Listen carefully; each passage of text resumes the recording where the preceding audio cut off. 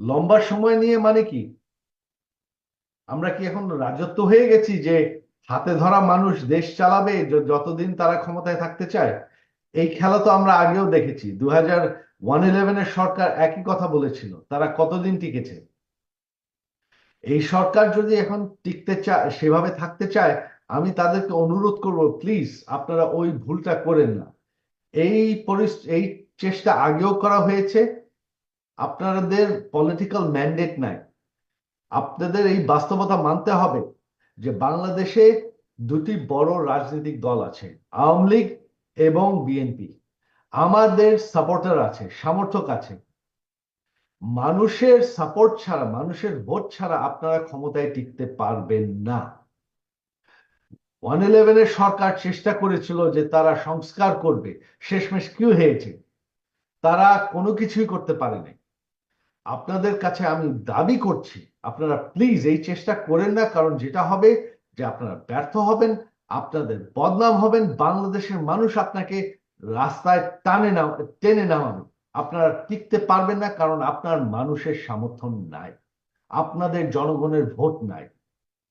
তাদের উদ্দেশ্যে আমি বলবো যে আমাদের উপর আক্রমণ হয়েছে, ভয় পাওয়ার কিছু নাই। 71-এ আওয়ামী লীগ লড়াই করেছে, 71-এ আমরা শেষমেশ হাতিয়ার তুলে বাংলাদেশকে স্বাধীন করেছি।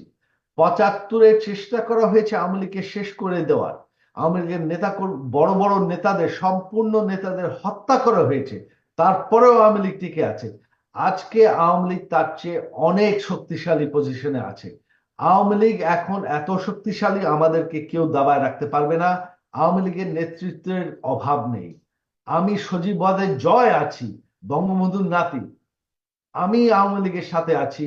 আওয়ামী লীগকে আমি ফের ক্ষমতায় আনবো।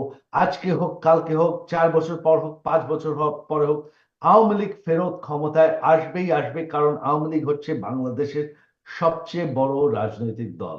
কেউ আমাদের ঠেকায় রাখতে পারবে না। খামের এত দাগ হয় কিভাবে? এই যে ভাবি, দাগও যাবে রাগও যাবে, নিন চাকা সুপার হোয়াইট।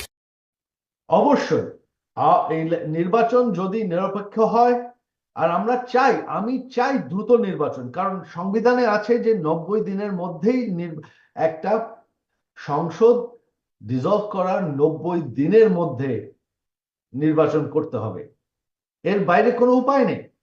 এর বাইরে গেলেই মানে একটা অনির্বাচিত অংশ, অসংসদীয় সরকার, মানে আহ, যেটাকে বলা হয় ইল্লিগাল।